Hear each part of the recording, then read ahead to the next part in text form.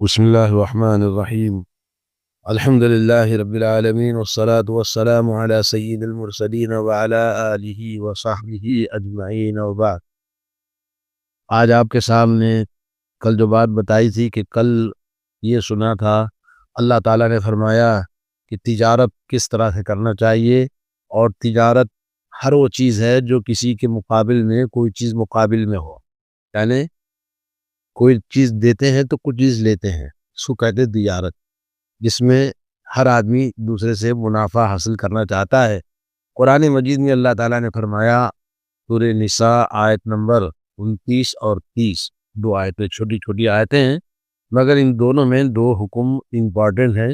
ایک تجارت کے بارے میں جو کل آپ نے سنا، نبی کریم صلی اللہ علیہ وسلم نے فرمایا کہ جب دو تجارت کرنے والے آپس میں کاروبار کرتے ہیں، ان کے اندر اخلاص ہو، سچائی ہو، دھوکہ نہ ہو اور ظلم نہ ہو، حرام چیز نہ ہو، تو دونوں کی تجارت میں اللہ تعالیٰ برکت عطا فرماتا ہے۔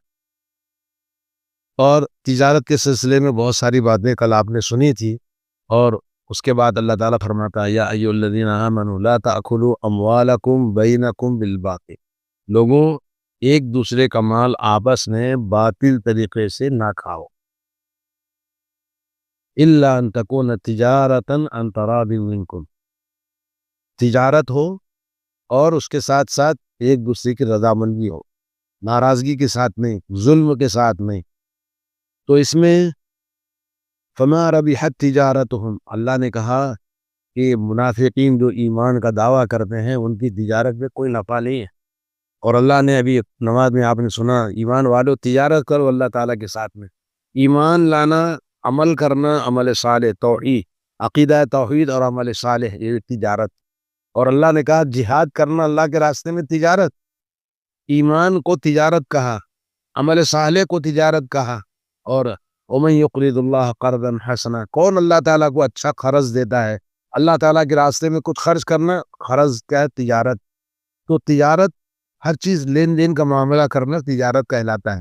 دنیاوی طور پر قرآن مجید میں کئی آیتیں موجود ہیں جو تجارت کرنے پر ہمیں دلالت کرتی ہیں، اور تجارت میں کسی بھی قسم کا حلال کو حرام کرنا، یا یہ کہ اللہ تعالیٰ کے حدود کو توڑنا، کسی بھائی کو ظلم کرنا، جھوٹ بولنا، دھوکہ دینا، زنا کاری، سود خوری، اور اسی طرح سے ہڑپ کرنا، یہ تمام راستوں سے پیسے کمانا، یہ سب کیا ہے؟ حرام۔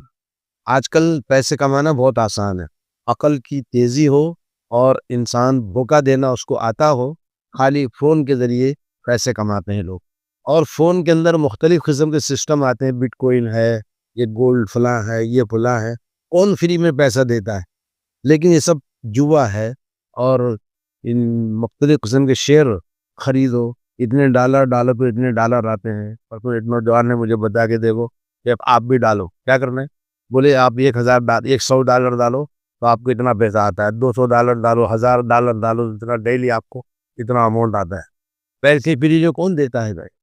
وہ پیسے کہاں استعمال ہوتے ہیں آپ کو نہیں پتا ہے۔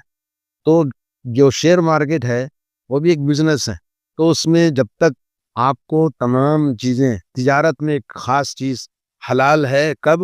احل اللہ البیع وحرم الربا، اللہ نے کہا تجارت حلال ہے، کاروبار حلال ہے، مگر سود خوری حرام ہے۔ کاروبار میں جب تک آپ جہاں پیسے لگاتے ہیں وہ تمام چیزیں معلوم ہونی چاہیے، جو تجارت کے شروع سے لے کر آخر تک تمام معلومات نالج میں ہونا چاہیے۔ ان نالج کوئی چیز ہے، نامعلوم کوئی چیز ہے، بولے لاسٹ میں بولتا ہمیں پتہ نہیں ہے کون اس کا ذمہ دار ہے، نہیں پتا، اور یہ پیسہ اور بھی جگہ استعمال ہوتا ہوگا، نہیں پتا۔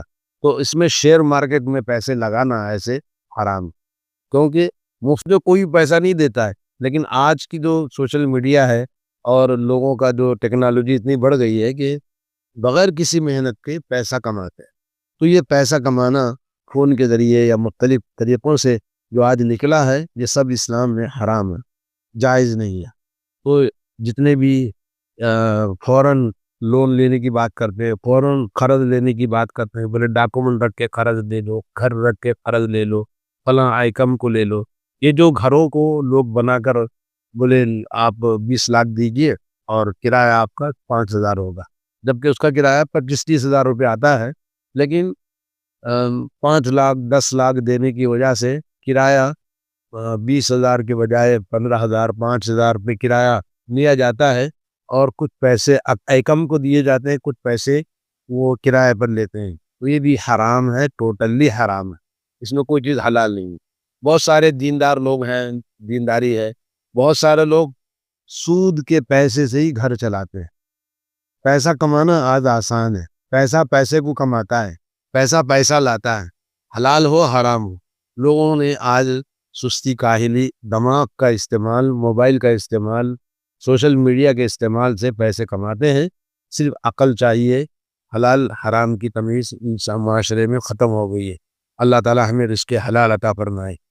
دوسری بات اس آیت میں اللہ تعالیٰ نے فرمایا وَلَا تَقْتُلُوا أَنفُسَكُمْ، اپنے آپ کو ختم نہ کرو، قتل نہ کرو، خودکشی نہ کرو. تو ایک چیز تجارت کے بارے میں، دوسرا حکم جو اللہ نے بنایا ہے وہ خودکشی کا ہے. وَلَا تَقْتُلُوا أَنفُسَكُمْ، خودکشی نہ کرو. ان اللہ کان بکم رحیما، اس لیے کہ اللہ تعالیٰ تم پر مہربان ہے. ارے تم کو بنایا، پیدا کیا، بڑا کیا، سب کچھ تمہارے لیے اتنی بڑی زندگی عطا فرمائی، اور تم آسانی کے ساتھ اس کو قتل کر دیتے. قتل کرنا اسلام میں اپنے آپ کو یا کسی اور کو قتل کرنا حرام ہے. ومن قتل نفسا بغیر نفس او فساد فی الارض فکأنما قتل الناس جميعا، اللہ نے فرمایا کسی نے کسی کا قتل کیا، من قتل نفسا بغیر نفس، خون کے بدلے میں خون نہیں بلکہ ایسے ہی ناحق کسی کو قتل کر دیا. او فساد فی الارض، زمین میں فساد پھیلاتا ہے. فساد پھیلانے کے لیے، معاشرے کے اندر ہنگامہ پیدا کرنے کے لیے، خون خرابہ کرتا ہے. ایک انسان کا قتل پوری انسانیت کا قتل ہے. پورے انسانوں کو اس نے قتل کیا. اپنے آپ کو قتل کرنا یا دوسروں کسی اور کو قتل کرنا دونوں حرام ہے اسلام میں. وَلَا تَقْتُلُوا أَنفُسَكُمْ إِنَّ اللَّهَ كَانَ بِكُمْ رَحِيمًا، اللہ عز و جل تم پر بڑا مہربان ہے. کیوں اس طرح کی اپنے آپ کو برائیوں کے ذریعے، حرام مال کے ذریعے اور مختلف قسم کے حرام کاریوں کے ذریعے قتل کرتے ہو؟ قرض لیا، اس کے بعد قرض ادا کرنے کے لیے پیسے نہیں ہیں، خودکشی کر لیتا ہے. خودکشی کرنے کا سوچتا ہے. کتنے لوگوں کے واقعات، حادثات ہوتے ہیں. بیٹی کی شادی نہیں ہو رہی ہے تو بیوی بچوں کے ساتھ قتل کر دیتے، خودکشی کر لے، زہر پی کے مر جاتے. ایسے نہ جانے کتنے واقعات ہیں جو خودکشی کے، جو ہمیں آئے دن خبریں ملتی ہیں. یہ سب چیزیں اسلام میں حرام. آپ قرض کے راستے پہ کیوں چلتے ہیں؟ قرض پر قرض، قرض پر قرض. جب قرض کی ڈیمانڈ ہوتی ہے، ظاہر بات لینا تو آسان ہے، بڑی جھوٹے وعدے کر کے اتنا جھوٹ بول کے قرض لیتے ہیں، نعوذ باللہ من ذالک. جب قرض لے لیتا ہے، اب قرض مقراض المحبہ، قرض کیا ہے؟ محبتوں کو کاٹنے والی قینچی. اور قرض کیا ہے؟ اللہ کے نبی نے فرمایا کہ دن میں وہ لوگوں سے منہ چھپاتا ہے، چھپ چھپ کے گزرتا ہے لوگوں سے تاکہ لوگ قرض نہ مانگیں، اور رات میں پریشانی اور اس فکر سے اس کو نیند نہیں آتی، ٹینشن. دن میں ذلت اور رات میں پریشانی، ڈپریشن، اور اسی سے وہ خودکشی پر آ جاتا ہے. تو اس لیے قرض لینا نہیں چاہیے. اتنا قرض آپ لے سکتے ہیں، جائز ہے، جتنا کہ آپ کے اندر استطاعت ہے لوٹانے کی. اگر آپ پیسے لوٹا بھی نہ سکیں، انتقال ہو جائے، تو آپ کے پاس اتنی پراپرٹی ہے کہ آپ کا پیسہ واپس کیا جا سکتا ہے. قرض جھوٹ بول کر لوگوں سے قرض لینا، اس کے بعد بولے دیکھو دکھاتا ہوں، ابھی اونٹ پہاڑ کے نیچے آیا، اب اس کو کیسے چنے چباتا ہوں، اس طرح کی باتیں کرنا، یہ سب کیا ہے؟ اللہ کی لعنت ہے، اللہ تعالیٰ کی طرف سے پھٹکار ہے، اور زندگی ایسے ہی خودکشی پر چلی جاتی ہے. تو اللہ رب العالمین فرماتا ہے حرام کاموں کا ارتکاب کر کے اور اس کی نافرمانیاں کر کے اور ایک دوسرے کے مال کو بے جا طور پر ظلم پر کھا کر اپنے آپ کو ہلاک نہ کرو. اللہ تعالیٰ تم پر بڑا مہربان ہے، رحیم ہے، اور ہر حکم، ہر ممانعت اس کی اللہ کی رحمت ہے. یعنی اللہ نے کہا یہ نہ کرو، اس میں کوئی اللہ کی رحمت. نہ کریں گے تو آپ کے لیے رحمت، کریں گے تو آپ کے لیے عذاب ہے. تو آدمی کو چاہیے کہ اپنی زندگی اللہ رب العالمین کی نافرمانیاں نہ کرے. خودکشی کرنے کے بارے میں ایک واقعہ ہے. حضرت عمر ابن العاص ایک بہت بڑے صحابی ہیں، عشرہ مبشرہ میں سے ہیں. اور حضرت عمر ابن العاص کو اللہ کے نبی نے غزوہ ذات السلاسل ایک جنگ میں بھیجا تھا. تو وہ لیڈر تھے پورے ٹیم کے. بڑی کڑک سردی کا زمانہ تھا. عرب کے اندر ریگستانوں میں بڑی کڑک سردی بڑھتی ہے، اور اس زمانے میں جب راستے میں جنگل میں ہے، ریگستانوں میں ہے، تو کہاں سے پانی نہانے کی ضرورت پڑی ان کو ابن صبح میں. تو اتنی کڑک سردی تھی، وہ تیمم کر کے احتلام ہو گیا تھا جنابت کی بات. اب غسل کرنا تھا. غسل کرنے کے لیے پانی، اتنا سخت پانی غسل نہیں کر سکتے. انہوں نے تیمم کیا اور نماز پڑھا دی.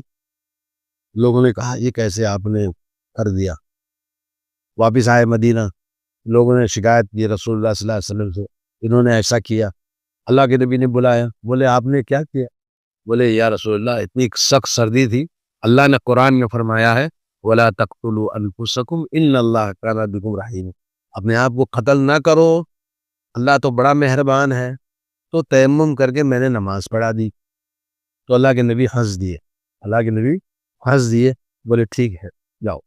تو اس طرح سے آدمی اگر پانی سب ٹھنڈا ہو، سردی کا موسم ہو، گرم کرنے کا سامان نہ ہو، تو تیمم کر سکتا ہے. کیونکہ کبھی بھی ہمارے ہاں حالات آج بھی اتنے زیادہ ترقی لوگوں کے گھروں میں نہیں ہے کہ جہاں پانی نہانے کی ضرورت پڑے اور ٹھنڈا پانی گرم کرنے کے لیے فوراً ہمارے پاس ہیٹر نہیں ہے، لکڑی میں چولہا نہیں ہے، گیس ختم ہو گئی ہے. مختلف کبھی ایسی ضرورت پڑے تو آپ تیمم کر کے نماز پڑھ سکتے ہیں، جبکہ عذر شرعی صحیح ہو. اور دوسرا واقعہ جو اس حدیث سے کیا معلوم ہوتا کہ اللہ کے نبی صلی اللہ علیہ وسلم نے کہا کہ آدمی اپنے آپ کو ہلاکت میں نہ ڈالے. اور اسی طرح سے ایک اور حدیث ہے صحیح بخاری اور صحیح مسلم میں، جو شخص کسی لوہے سے خودکشی کرے گا وہ قیامت تک جہنم کی آگ میں لوہا ہی سے خودکشی کرتا رہے گا، وہی عذاب اس کو دیا جاتا رہے گا. اور جو جان بوجھ کر مر جانے کی نیت سے زہر کھا لے وہ ہمیشہ آگ میں، جہنم میں زہر کھاتا ہی رہے گا. یہ حدیث صحیح بخاری مسلم میں ہے. ایک اور روایت میں ہے جو شخص اپنے تئیں جس چیز سے قتل کرے گا وہ قیامت والے دن اسی چیز سے اس کو عذاب دیا جائے گا. حدیث نمبر 4 یہ ہے کہ رسول اللہ صلی اللہ علیہ وسلم کا فرمان ارشاد ہے، تم میں سے پہلے کے لوگوں میں سے ایک انسان کو زخم لگے، اس نے چھری سے اپنے ہاتھ کاٹ ڈالے، ہاتھ کاٹا، خون اتنا بہا دیا، خون روکا نہیں ہے، تو اسی میں وہ مر گیا. اللہ عز و جل نے فرمایا میرے بندے نے اپنے تئیں اپنے آپ کو فنا کرنے کی جلدی کی ہے، میں نے اس پر جنت کو حرام کیا. جنت اس کے لیے کیا ہے؟ حرام. اسی لیے اللہ تعالیٰ یہاں فرماتا ہے جو شخص اپنے سے آپ پر ظلم و زیادتی کے ساتھ حرام چیز کے ذریعے اپنی جان کو ختم کر دیتا ہے اور برائی حرام کاری کا مرتکب ہو اور دلیرانہ طور پر بری جرأت کے ساتھ میں حرام کاری پر پابند ہو، وہ جہنمی ہے. یعنی جان بوجھ کر حرام معلوم ہے پھر بھی وہ حرام کاری کو زبردستی کرتا ہے تو وہ جہنمی. جی کیوں؟ اللہ نے حرام کیا اور آپ نے اس کو اکار کے پھینک دیا، بولے ضرورت ہے اس کی. جیسے لوگ کہتے بھائی جھوٹ بولے بغیر کام نہیں چلتا، جھوٹ بولنا ضروری پڑتا ہے. ارے اس کے بغیر کیسے مسئلہ حل ہوگا، ورنہ یہ نہیں ہوگا، ورنہ وہ نہیں ہوگا. تو جھوٹ حلال ہے، آپ نے حرام کر لیا. اور جو لوگ زبان سے حلال کو حرام، حرام کو حلال کہتے ہیں ان کے لیے یہ آیت میں کہ جہنم ہے. بس ہر عقل مند کو اللہ تعالیٰ نے اس سختی کے ساتھ یہاں ڈرانا چاہتے ہیں کہ دل کے کان کھول کر اللہ تعالیٰ کے اس فرمان کو سن لو کہ کوئی بھی حرام کام جو اللہ نے حرام کیا ہے اس کے خلاف جانا اپنے آپ کو جہنم میں ڈالنا ہے. اب سوال یہ ہے کہ خودکشی کرنے والے کو اللہ نے کہا کہ میں نے اس کے لیے جہنم کو حرام کر دیا ہے، اب علماء اکرام کا کہنا یہ ہے، کیا واقعی وہ انسان ہمیشہ جہنم میں رہے گا، جنت میں نہیں جائے گا؟ کیا اس کی نماز جنازہ نہیں پڑھی جائے گی؟ اس سلسلے میں یہ ہے کہ اللہ کے رسول صلی اللہ علیہ وسلم نے خودکشی کرنے والا ایک صحابی ہیں، طفیل بن عمر، جو ہجرت کر کے مدینہ آئے اور ان کے ساتھ میں اور صحابی تھے۔ تو وہ صحابی جو ان کے ساتھ میں آئے تھے، مدینہ آنے کے بعد میں وبا، بیماریاں جیسے بلائیں آتی ہیں، ابھی کورونا چائنا کے اندر بولے کورونا پھر آ گیا، اور یہاں حیدرآباد کی خبریں تلنگانہ کے اندر بھی بولے لوگوں کو کھانسی، زکام، بیماریاں تربی کی آ رہی ہیں۔ کورونا کا ابھی تک کوئی وہ نہیں ہے، لیکن اندیشہ بظاہر کیا ہے گورنمنٹ نے کہ ہوشیار رہے، اپنے آپ کو محتاط طریقے سے رہے۔ تو مطلب یہ کہ وہ صحابی جب مدینہ آئے حضرت طفیل بن عمر کے ساتھ میں، تو وہ بیمار ہوئے، حالات وہاں کے آب و ہوا کی وجہ سے تاب نہیں لائے، انہوں نے ہاتھ کاٹ کے ختم کر دیا اپنے آپ۔ حضرت طفیل بن عمر نے خواب میں دیکھا جنت میں ہے اور ہاتھوں کو پٹی بندھی ہوئی، ہاتھ چھپے ہوئے۔ پوچھا بھائی کیا معاملہ کیا اللہ نے؟ تو اللہ نے، میں نے ہجرت کی، رسول اللہ کی طرف مدینہ آیا، ہجرت کرنے کی وجہ سے اللہ نے مجھے معاف کر دیا، جنت میں داخل کر دیا، لیکن یہ جو زیادتی میں نے کی ہے، بولے تم خود اپنے آپ زیادتی کی ہو، اس کا ہمارے پاس علاج، یہ مشکل میں۔ صبح ہوئی، انہوں نے رسول اللہ کی خدمت میں کہا کہ یا رسول اللہ، میں نے اپنے ساتھی کو جو ہجرت کر کے آیا تھا اور یہ خواب میں دیکھا، اس نے کہا کہ اللہ نے مجھے معاف کر دیا، پورا جنت میں ہوں، لیکن یہ دو ہاتھ میرے ابھی بندھے ہوئے ہیں۔ اللہ کے نبی صلی اللہ علیہ وسلم نے ہاتھ اٹھا کے دعا مانگی، اللہ اس کے دونوں ہاتھوں کی مغفرت فرما دے۔ تو اللہ تعالیٰ اس کے دونوں ہاتھوں کو آزاد کر دیا، وہ جنت میں پوری طرح چلے گئے۔ تو اس طرح سے خودکشی کرنے والا ہمیشہ جہنم میں نہیں جائے گا، علماء اکرام کا فیصلہ ہے۔ کیوں؟ جو کافر ہے، مشرک ہے، انکار کرنے والا اللہ اور اللہ کے رسول کا، وہ جہنم میں جاتا ہے، وہ ہمیشہ کے لیے جہنم میں رہے گا۔ شرک کرنے والا ہمیشہ جہنم میں رہے گا۔ شرک اور ہمیشہ کا جو کافر ہے، فرعون، حامان، قارون اور کیا ہے ابو لہب اور جیسے بڑے بڑے سرغنے جہنم میں جو جائیں گے، ویسے یہ جہنم میں نہیں جائے گا، بلکہ علماء کرام نے کہا کہ خودکشی کبیرہ گناہ ہے، جیسے زنا ہے، ڈاکہ ڈالنا ہے، اور اسی طرح سے کچھ اور بھی قتل کرنا ہے۔ تو یہ خودکشی کرنے والا اپنے آپ کو جو قتل کیا ہے، گناہ کبیرہ کو شمار کریں گے، اور گناہ کبیرہ اب وہ آدمی جہنم میں جائے گا، اتنا جائے گا جتنا اللہ تعالیٰ چاہے گا۔ کیوں؟ اس آدمی کی جو پچھلی زندگی ہے، نماز پڑھتا تھا، عقیدہ صحیح تھا اور دین پر تھا، حالات کی وجہ سے اپنے آپ خودکشی کا بھی، جیسے میں نے کہا قرض ہے، بیوی کی وجہ سے۔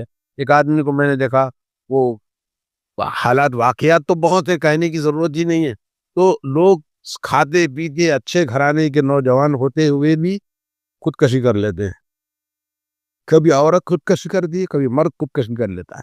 تو ایسے لوگوں کے لیے ہمیشہ جہنم نہیں، اللہ کی مشیت پر ہے، گناہ کبیرہ ہے، اور اس کی نماز جنازہ بھی پڑھیں گے، خودکشی کرنے والے کی نماز جنازہ بھی پڑھیں گے۔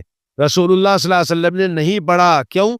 لوگوں کو عبرت ہو، عقل ہو، ایسا کوئی نہ کرے، اس لیے آپ نے نماز نہیں پڑھی۔ باقی صحابہ کرام نے پڑھا۔ تو آدمی خودکشی کر لیا تو اس کی نماز جنازہ بھی پڑھیں گے، اس کو قبرستان میں دفن کریں گے، اور اس کے لیے دعا بھی کریں، اور وہ گناہ کبیرہ کی طرح ہے، اس کو ہمیشہ، اور کافروں کی طرح جیسے فرعون، حامان، قارون ہے، یا ہے کہ جو مشرک ہیں جن کے لیے ہمیشہ جہنم ہے، ایسا فیصلہ نہیں کریں گے، بلکہ وہ اپنی سزا پا کر اس کی جو پچھلی زندگی ہے خودکشی کرنے سے پہلے، نماز، عبادت، عقیدہ اور جیسا وہ انسان تھا اسی حساب سے اللہ تعالیٰ اس کے ساتھ معاملہ کرے گا۔ تو یہ معلومات ہیں آپ کو خودکشی کرنے والے کے سلسلے میں۔ اللہ تعالیٰ ہماری حفاظت فرمائے۔ اللہ رب العالمین اور تمام برائیوں سے جو ہمیں خودکشی کی طرف لے کے جاتی ہیں، اللہ حفاظت فرمائے۔ سب سے بڑا مصیبت والا کام، لوگ اپنی زندگی کی سہولت کے لیے گھر کے لیے، بچوں کے لیے قرض الٹے سیدھے لوگوں سے پیسے لیتے ہیں، اور یہیں سے سب بلائیں مصیبتیں شروع ہوتی ہیں۔ اللہ تعالیٰ حفاظت فرمائے۔ قرض جتنا ہو سکتا ہے آدمی کو بالکل بچنا چاہیے، جتنا ہو سکتا ہے آدمی گنجی کھا کے جیے، روٹی کھا کے جیے، لیکن بریانی کے لیے قرض نہ لے جی، اور زندگی کی سہولتوں کے لیے لوگوں سے پیسے نہ لیں، کیوں لوٹانے میں بڑی مشکل ہوتی ہے۔ اللہ تعالی ہم سب کو توفیق عطا فرمائے۔ وصلی اللہ علی نبینا محمد وعلی آلہ وصحبہ۔